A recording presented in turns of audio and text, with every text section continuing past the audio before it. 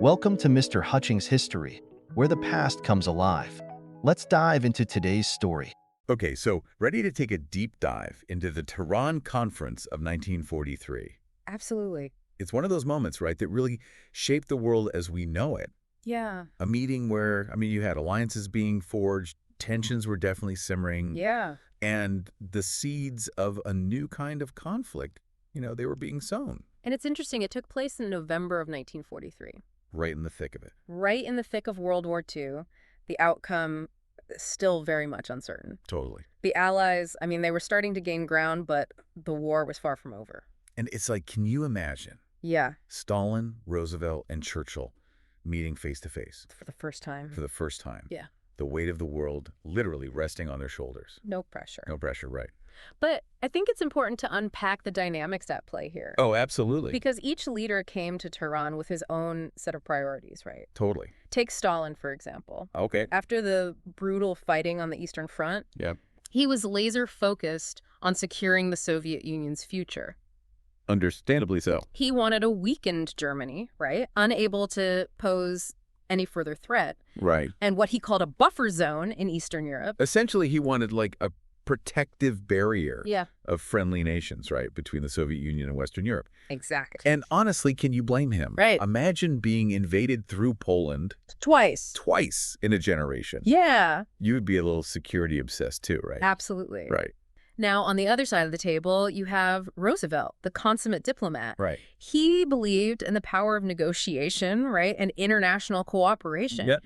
His vision was a world united against tyranny, with the United Nations as a guarantor of peace. It's a powerful idea, and I think, you can hear that echoed today, right?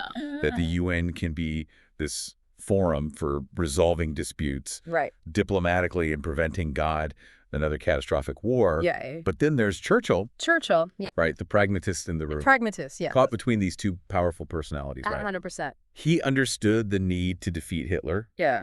He recognized, right, that Britain couldn't do it alone. Yeah. But he was also deeply wary, I think, of Stalin's ambitions. He was walking a tightrope. Oh, totally. Because he needed the Soviet Union to win the war, right? Yes. But he also feared the potential consequences of a too powerful Soviet Union in the post-war world. In that post-war world, what does that look like, right? Exactly. It's a delicate balancing act, for sure. Totally. So with the stage set, Yeah. right, and all these tensions kind of simmering beneath the surface, Yeah. the first order of business, right, is what do we do with Germany? Right, exactly. Everyone agrees, Nazi regime, Gone, right? Yeah. But how do we achieve that goal? Right. How do we ensure lasting peace? Yeah. And I think that's where the disagreements start. 100%. Because, Stalin, he wanted Germany broken up, crippled economically and militarily. Yeah. Done so that it could never threaten the Soviet Union again. Yeah. He favored harsh reparations, significant territorial losses, basically making Germany pay for its aggression. Which, again, after the devastation that the Soviet Union had experienced, Right. it's understandable coming from that perspective, right? Yes, of course. But Roosevelt and Churchill, they had a different perspective. Totally. For them, the shadow of the Treaty of Versailles loomed large over the conference. Right. They'd witnessed firsthand how the punitive measures imposed on Germany after World War I had backfired. Oh, yeah. It bred resentment, right? Right. Instability, and ultimately, you could argue, contributed to the rise of Hitler. Totally. They feared that repeating those mistakes would only create more problems down the line. Well, that's the thing about history, right? If you don't learn from it, Exactly. it has a way of repeating itself. Yeah. So finding a solution that satisfied both the desire for justice, right, and the need for long-term stability, that was crucial. But oh my gosh, if you thought navigating the future of Germany was complicated enough, Right. the issue of Poland, that just throws a whole other, log on the fire. Yeah, Poland was a major sticking point. It was a microcosm of the broader ideological struggle between the West and the Soviet Union. Because Stalin's looking at Poland and he's thinking, that is absolutely essential. To my security. The Soviet security. Buffer against potential future invasions. Right. He's looking at it through that lens, and he's not afraid to play hardball to get what he wants, which is basically redrawing the map of Eastern Europe. Exactly. In the Soviet Union's favor. 100%. And tragically, the Polish people, who had already endured so much suffering, Oh, yeah. found themselves, again, caught in the middle. Right in the middle. This geopolitical tug of war. It's a terrible situation. And let's not forget the Katyn massacre, Right, yeah. where thousands of Polish officers were executed by the Soviets. It's a death spot.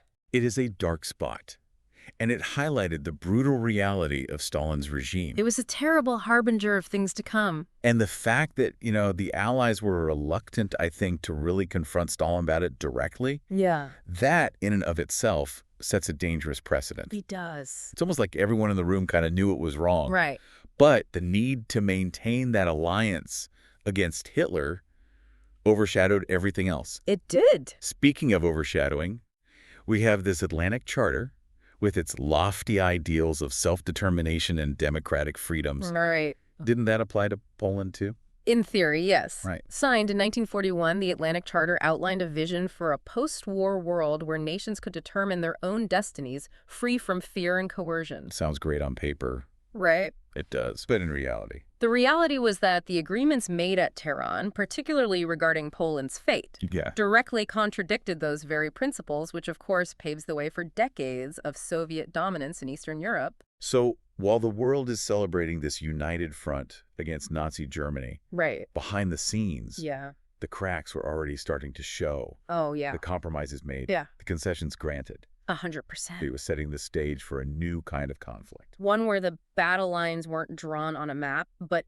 in the hearts and minds of nations. It's that ideological divide. Exactly. And that's what we're going to see play out in the Cold War, Exactly. which is looming on the horizon. Yes. And that brings us to a pivotal moment where the human cost of these geopolitical power plays becomes tragically clear, the Warsaw Uprising. Yeah. But before we get into that, I want to touch on one more thing that emerged from Tehran, like this glimmer of hope Okay. in all this uncertainty in the United Nations. Right. Tell me more about that. Oh, yeah, you're right to bring up the United Nations. Yeah. Because it's easy to forget, right? Amidst all the tension, the compromises at Tehran, Totally. there were these moments of genuine optimism. This shared desire, right, for a more peaceful future. And the UN really embodies that, Yes. right? Like this vision of a world where countries are coming together, they're talking things out, they're not going to war. Exactly. And it's a testament, I think, to Roosevelt's commitment to diplomacy. Oh, yeah. He truly believed the UN could prevent another global conflict, right? Yeah. Provide a forum for open dialogue, Right? collective security. Yeah, it's a very powerful idea. Yeah. What motivated Stalin and Churchill to get on board with that? Well, I think for Stalin, the UN represented an opportunity to legitimize the Soviet Union's position on the world stage, right? Yeah, I mean, they'd been relatively isolated before the war, right? Totally. Yeah. So this is like their ticket to the table. Exactly. A seat at the table of global power, a chance to shape that post-war order. And Churchill, right, eager to explore any avenue for peace after witnessing the horrors of 2 world wars. Of course. Plus, I mean, with the British Empire waning, Yeah. he recognized the need for those strong alliances. Right. And the UN provided a framework for that. Right. Right. A way to maintain international stability, security through collective action. So even with all the underlying tension, Oh, absolutely. the mistrust, right? Yeah. The creation of the UN at Tehran, it really does reflect this, like, glimmer of hope Yeah. that maybe, just maybe, right, the world could break free from this cycle of conflict. Right. It was a noble aspiration, but as we know, history often has other plans. Oh, yeah. And in this case, those plans led to the tragedy of the Warsaw Uprising. Yeah, it's so heartbreaking, the Warsaw Uprising. Right. It is. It's like all this hope, and then it just gets crushed. Totally. And especially, like, in the shadow of these larger geopolitical maneuvers that we've been discussing. Right. It really highlights the human cost, right, Yes. of the decisions that were made in Tehran. Right. The devastating consequences of these compromises, the concessions. It's easy to forget that, right? Really? Yeah. When you're talking about things on a map, you forget about the people. 100%. So set the stage for us here. What happens in Warsaw? So it's the summer of 1944, right? Okay. The Soviet army is advancing towards Warsaw. Okay. The Polish resistance, known as the Home Army, Right. they see an opportunity Yeah. to strike a blow against the occupying Nazi forces. So they're thinking, this is our chance. That is it. After years of brutal occupation. Exactly. Yeah. They want to liberate their city, Right. their country, and they believed, understandably so, that the Soviets, their allies. Right, they're fighting the Nazis together, you would think. Right, they would support them. Yeah. So the Home Army, they launched this full-scale uprising, Wow. expecting the Red Army to join them in pushing out the Nazis. Okay. And this is where it gets really devastating. Okay. Stalin ordered his troops to halt their advance. He just stopped. He stopped. Wow. The Red Army literally held back, watching from across the Vistula River as the Nazis regrouped Oh my gosh. and unleashed this brutal counteroffensive against the Polish resistance. That's cold, man. It is. Why would Stalin do that? That seems like a strategic blunder, doesn't it? Well, it makes perfect sense if you consider his ultimate goal, Which was? complete control over post-war Poland. Ah. Because a successful uprising, led by the Home Army, which was loyal to the Polish government in exile in London. Which was not pro-Soviet. Not pro-Soviet at all. Yeah. A successful uprising would have complicated his plans to install a puppet regime in Warsaw. So he's looking at this like long game, Exactly. thinking if I let the Nazis crush them, then I can swoop in and install who I want. Exactly. The Warsaw Uprising, therefore, becomes this tragic symbol of Soviet betrayal Wow. and a stark warning of what awaited Eastern Europe under Stalin's rule. It's giving like very Machiavellian. Right. The ends justify the means. Exactly. And it's brutal because those poor Polish fighters, they were just abandoned. Abandoned, 100%. By the very people who are supposed to be their allies. Their allies, yeah. And it underscores that point we were making earlier. Yeah. About the human cost. Yeah. It's crazy, right? It's wild. Thinking about everything that happened at Tehran. Yeah.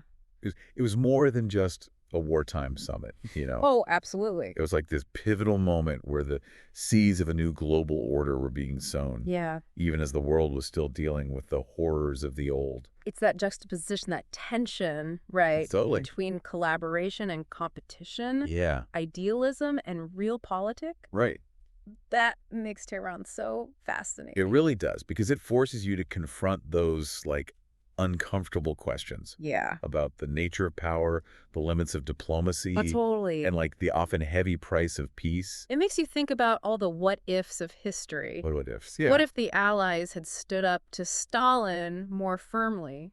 About his ambitions in Eastern Europe. Exactly. Like, what if they had called him out on the Katyn massacre? Right, or demanded truly free and fair elections in Poland. Imagine that. It would have been a gamble, for sure. Oh, yeah, a huge risk. Right, because it could have jeopardized the alliance against Hitler. Totally. But think about it, it might have changed everything about the post-war power dynamic. Right, because Stalin, for all his brutality, he was also a pragmatist. 100%. He respected strength, right. He did. He understood resolve. Absolutely. So if they had presented this united front, unwilling to just, like, condone or appease his expansionist desires, yeah. Who knows? It could have changed everything. It's fascinating to consider those alternative paths. The road's not taken. Exactly. But it also, I think, underscores the importance of learning from history. Oh, absolutely. From its triumphs, its tragedies, all of it. Because the Tehran Conference, I think it really drives home this point. Which is? That even the most well-intentioned agreements, they can have unintended consequences. Oh, for sure. That power, if it's left unchecked, it can corrupt even the noblest of ideals. It's a sobering thought, but it's a necessary one. Absolutely. Because ultimately, Tehran isn't just this, like, event in the past. You know? Yeah. It's a story, a cautionary tale. It is. A reminder that the choices we make, the compromises we accept, they can have ripple effects for generations. And that's the thing about history, right? Yeah. It's not just dates and names in a textbook. It's about understanding the complexities, Yeah. the interplay of personalities, ideologies. Because that's how we navigate the present. Right, 100%. And the future. And I think most importantly, it's about acknowledging the human cost of all of this. Yeah, the millions of lives lost. Families torn apart, dreams shattered. Because behind the maps, the treaties, the pronouncements of victory, of peace, there are always human stories. There are always people. Stories of courage, of resilience, of sacrifice, loss. And those are the stories that I think remind us what's really at stake. Exactly. So as we kind of wrap up our deep dive on the Tehran Conference, let's remember those stories. Let's honor the sacrifices. Learn from the mistakes. And strive to create a world where the mistakes of Tehran are never repeated.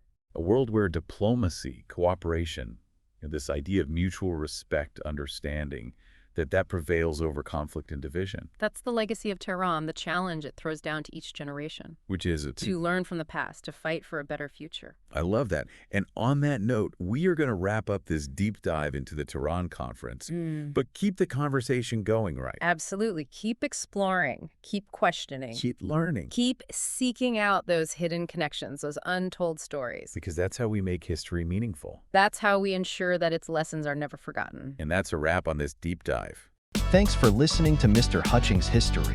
Keep exploring, and we'll see you next time.